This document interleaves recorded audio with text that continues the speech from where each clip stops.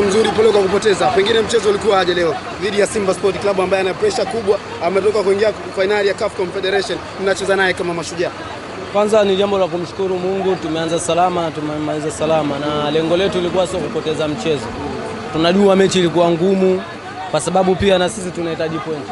Pia tunajua pia Simba ni timu kubwa, kwa hiyo tulikuja kupambana ili kuweza kupata pointi 3 na tukishindwa zaidi tupate pointi 1.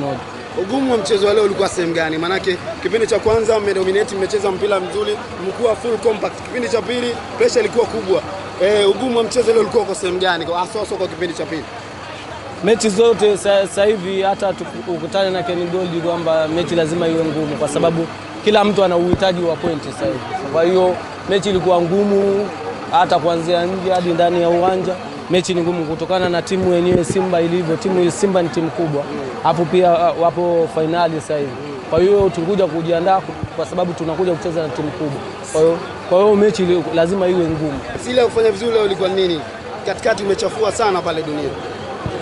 Ni swala la mazoezi na nilimwomba Mungu ili niweze kucheza vizuri na nashukuru Mungu kwa hicho kilichotokea.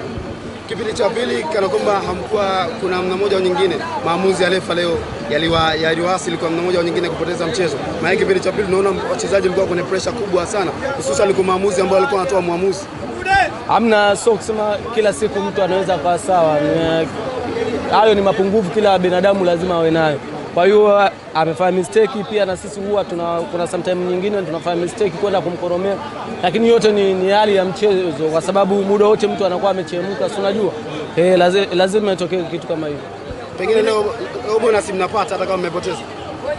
Hatujajua, japo ndio tulikuwa tumeahidiwa na tunawasubiria viongozi waje ili tuzungumze nao tujue nini kitakachotokea kwa sababu hata wenyewe wameona mchezo ulivyokuwa. Pengine mapambano yenu yameonekana leo ikiwa ni zaidi ya vile watu ambao wamezoea. Ni kiasi cha pesa ambacho mnaidiwa ndio kimeongeza juhudi hizo? Hapana, tunacheza mechi zote tukiwa hivi. Tangu mwanzo wa msimu hata nyinyi mkiwa mnashuhudia tunacheza hivi. Huwa ni ikitokea itilafu tu kidogo huaga ni upepo tu wa timu kucheza vibaya, kucheza vizuri. Hiyo huwa inatokea. Lakini tangu msimu umeanza tunacheza hivi hivi. Mlinda mlango wenu alipopewa kadi nyekundu, tension ilikuwaje kwa wachezaji? Hapana, hakuwezi kuwa na tension kwa sababu ni swala ambalo lilishatokea. Huwezi kulazimisha. Ilishatokea na sababu zilikuwa zimeisha, kwa hiyo ilitubidi tucheze jinsi inavyotakiwa. Ni kitu gani labda kinawajia kwenye akili kitokea refa anafanya maamuzi ambayo kama timu labda hamjaridhishwa nayo? Kwa sababu kila mtu anakuwa amechemka na kila mtu anaweza akawa anahamaki kutokana na jinsi yeye alivyo. Huwezi kumpangia mtu. Kwa hiyo kile kilichotokea tulikikubali na tukaendelea na mchezo umeisha, tumepoteza. Swala la kubwa ni tunamshukuru Mungu tumemaliza salama, hilo tu. Mchezaji gani leo wa Simba ambao mko mmeingia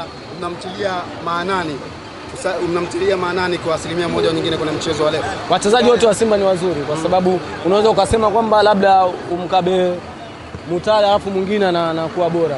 Unajua uwezi jua mtu kaamkaje. Kikubwa tulichokuja ni kwamba kuja kupambana tuweze kupata pointi 3 au 1. Kwamba nyinyi na Simba ni sawa, sema leo wamebahatisha kuwafunga nyinyi. Huwezi kusema ni sawa kutokana na level wenyewe wanacheza kafu, lakini kwa rank ya ligi kuu kwamba tupo sawa. Tupo sawa kwa sababu wanacheza ligi kuu na sisi tupo ligi kuu. Na tunacheza msimu wote pamoja. Kwa hiyo naweza kusema kwamba tupo sawa, ni matokeo yapo upande wao. Hata mkiangalia hata mechi ya kwanza tumecheza hivi Kigoma, tukafungwa dakika za jioni. Yaani hiyo inatokea. Shukrani sana.